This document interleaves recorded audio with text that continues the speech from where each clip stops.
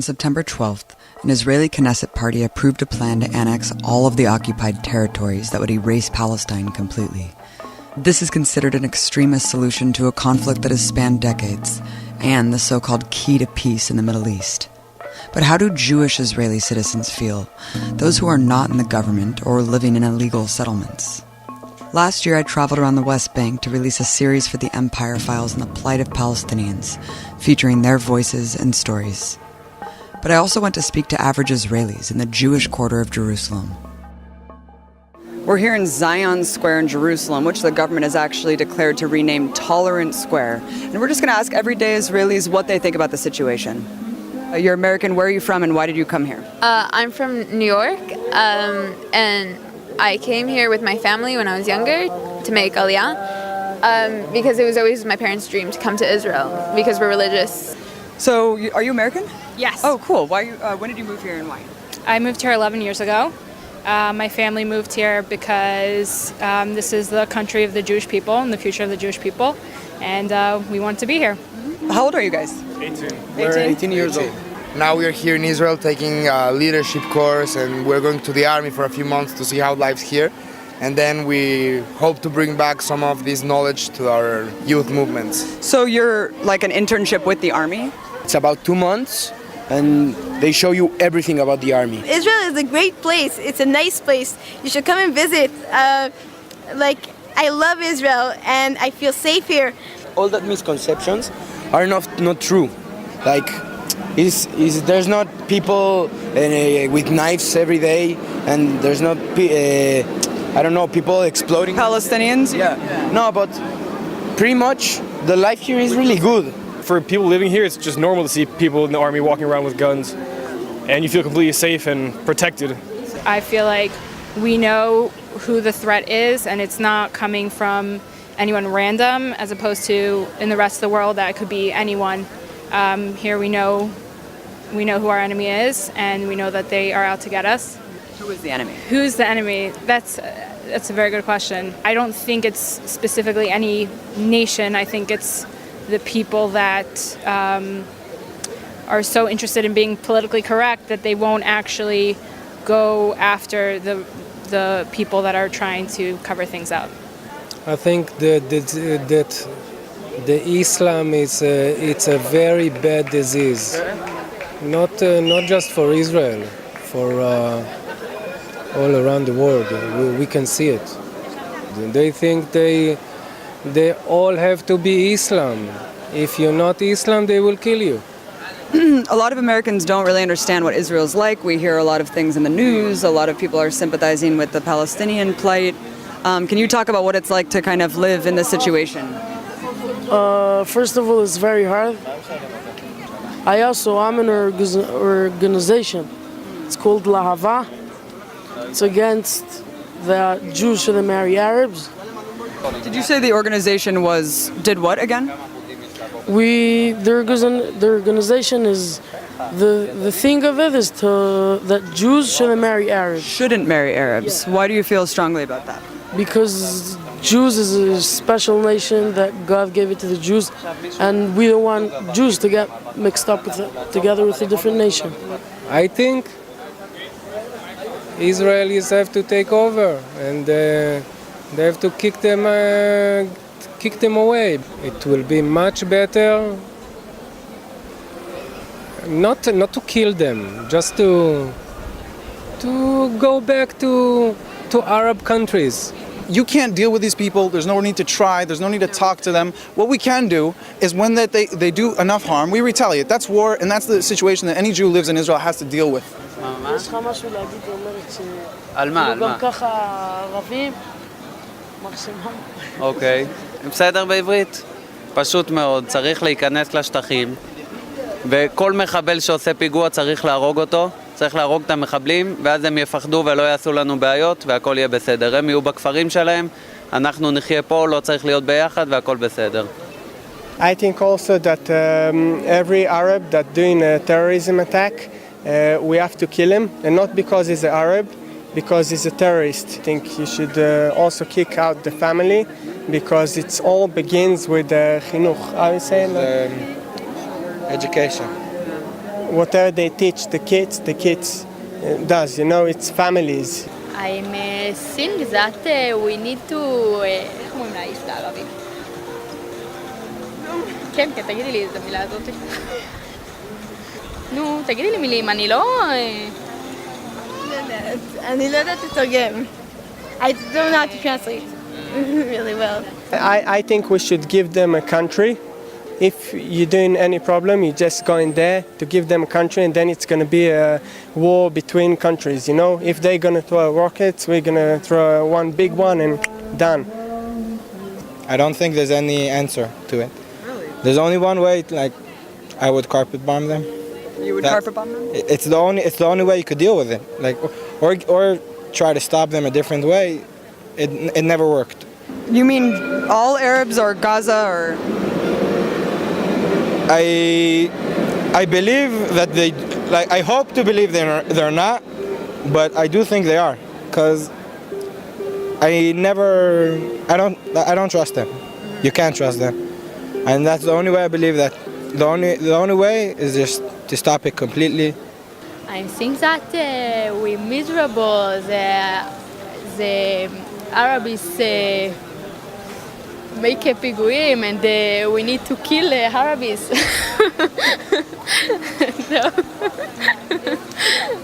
Okay. We'll talk about this later.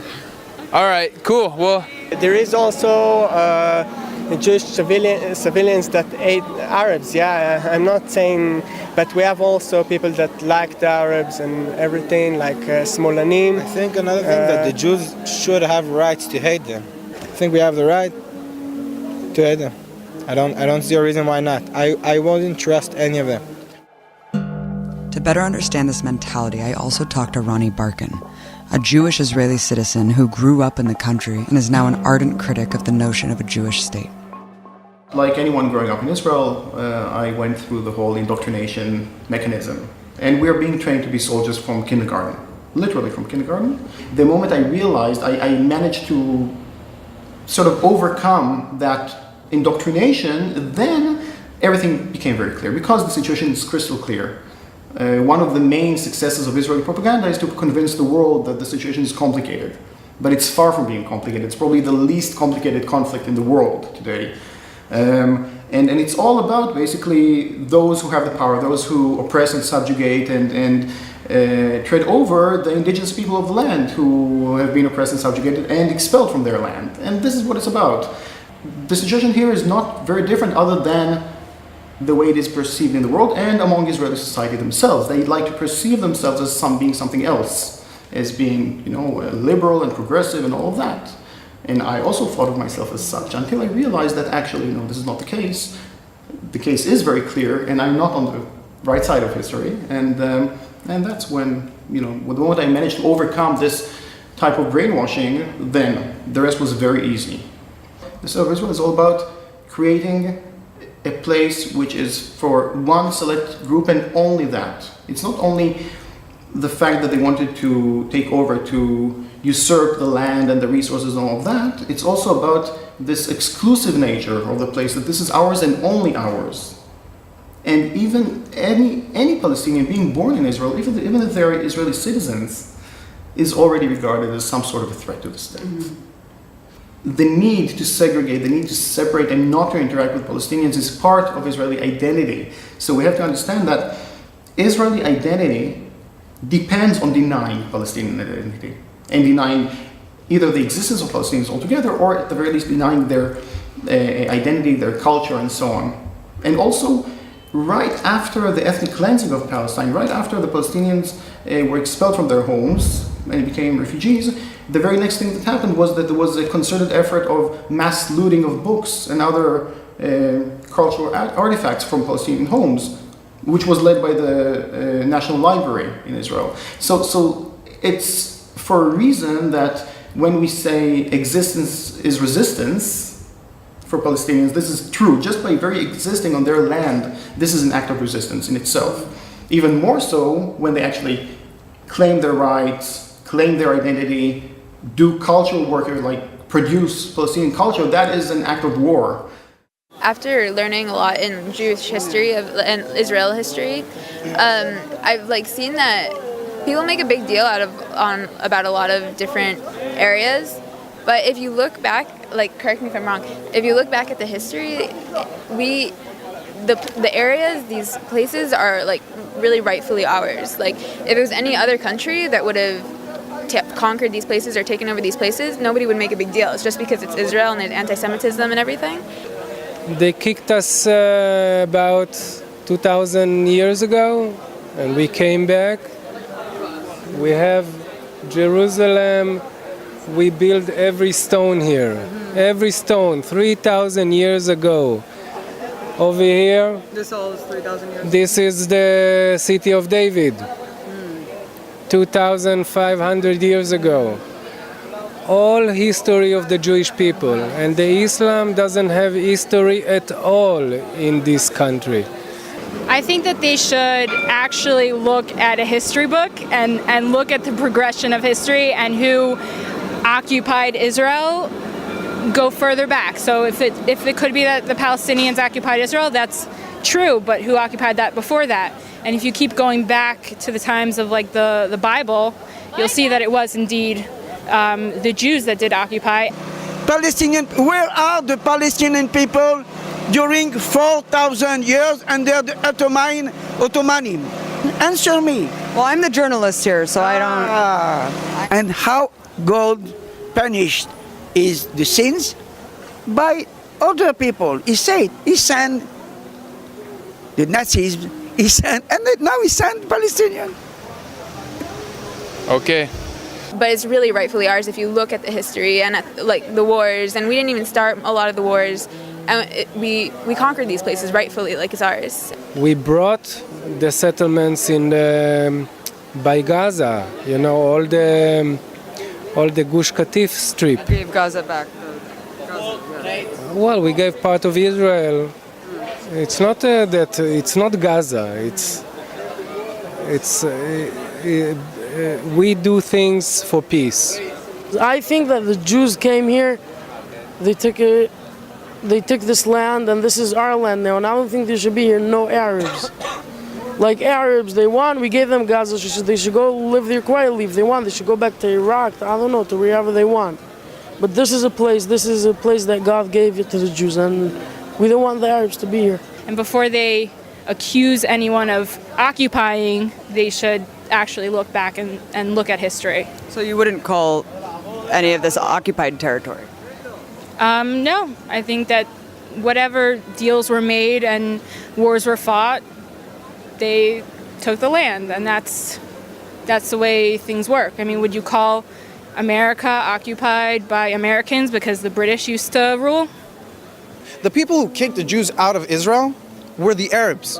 1,400 years later, we come back. Now, I'm not saying that we can blame the people living here for what happened, but you gotta accept that that's some kind of divine justice, that their great-great-great-great-grandfathers kicked my great-great-great-grandfather out of here, and then we come back, and all of a sudden they're like, well, no, we don't want it, it's not fair. They took the land from us, not the Romans, and not the Persians, and not the Byzantines. It was Arabs who took this land from Jews. And so, yeah, we came back and we took what was rightfully ours. Besides the fact that before the Jews came to here in the late 1800s, early 1900s, it was like a barren land. Because the Jews came here, it started to flourish or whatever and become actually people started planting things and making settlements in all these places. If the Jews never came here, then it'd be in the same place it was 200 years ago, or not where it is today. And so the Jews came here and they started making it better for also the Arabs, and they only start to be an issue because the Arabs started to make it more of an issue. How many people think like you? What is the state of the left wing within Israeli society? So the people who think like me are a negligible few. And I would argue that there is no left in Israel and never ever existed.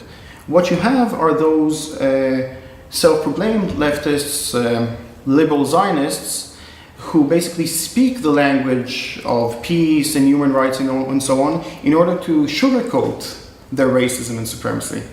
And they speak a very different language than the acting government, for example, because the acting government is clearly a right-wing government. They are shameless about their racist attitudes and so on. They say this is ours and only ours.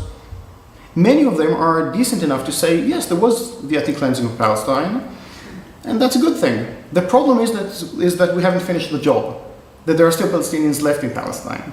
With the other type of Zionists, with the so-called left in Israel, we cannot even agree about the basic facts. But for them, in order to feel that they are both Zionist and moral at the same time, they have to keep lying to themselves all the time, every moment of every day.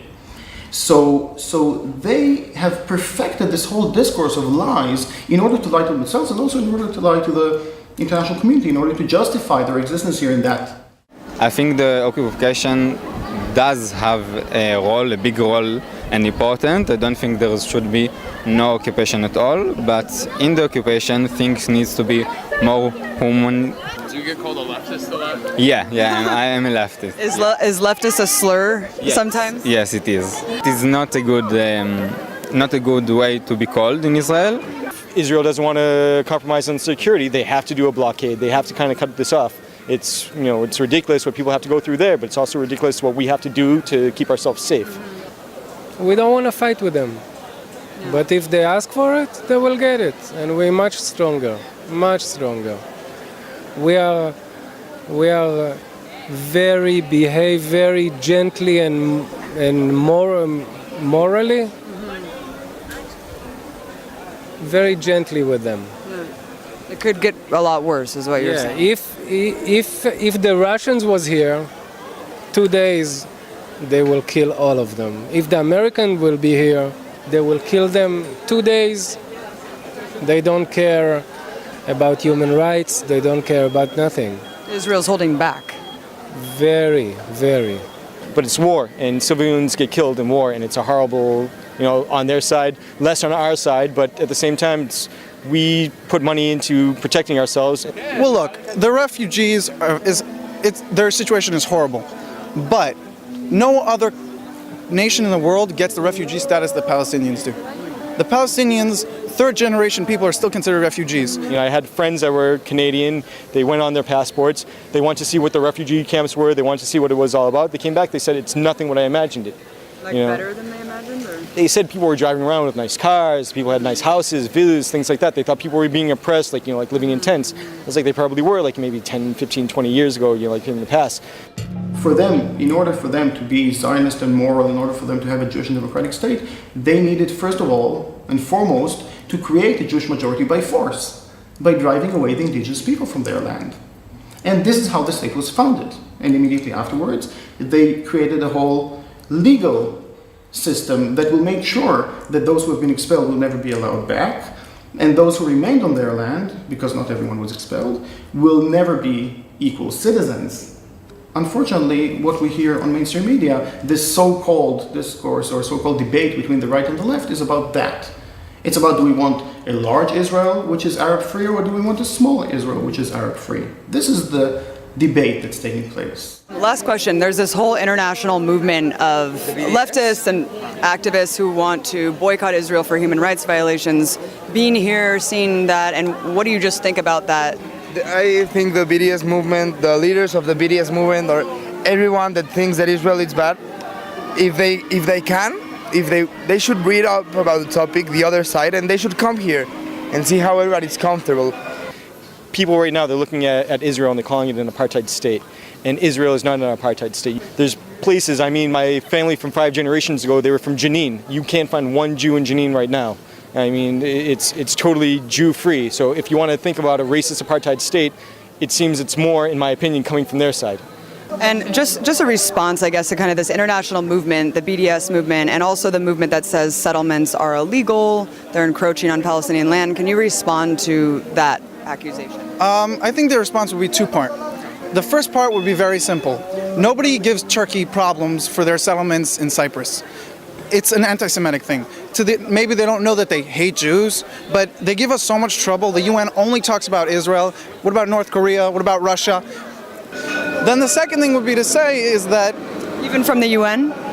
Completely from the UN. I mean, come on. You're talking about that we're worse than the North Korean dictatorship? Nobody in the world thinks that. So those people in the UN and all these peace activists, look, she's a woman, she's walking around however she wants here in Israel, right? There's female genital mutilation in Egypt, not very far from here. Why don't people talk about that? I think that we should have not more rights. I think we have rights to build more houses for our citizens, and a lot of things that Israel gets criticism for, other countries will never get it. אני רוצה להגיד פה לראש ממשלה פה בארץ, בישראל, אין מצב שיהיה פה שלום בארץ, אי אפשר לעשות איתם שלום, הם תמיד שונאים אותנו. אם אי אפשר לעשות שלום והמצב ככה לא יכול להישאר, אז צריך לטפל בהם בדרכים אחרות, אין מה לעשות. It's irrelevant. The views of Israelis about the situation are totally irrelevant to the question of how do we change the situation. Did it matter what white people think about apartheid in South Africa at the time? The question is, how do we end apartheid and how do we end Israeli crimes? You know, every Israeli official will claim to speak on behalf of the Jewish people and will even demand of Palestinians to recognize Israel's right to be a Jewish state and so on. I don't recognize Israel's right to be a Jewish state because it is not Jewish by religion. It is only Jewish by supremacy. Israel is Jewish just like South Africa was white, in the exact same context, with the exact same meaning.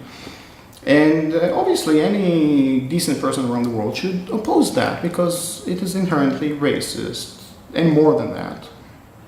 And it also happens to be very much against international law. So when we talk about Israel as an apartheid state, even though it's not exactly like South Africa, it neatly falls under the legal definition of the crime of apartheid, which is a very serious crime, one of the few crimes that is regarded as a crime against humanity.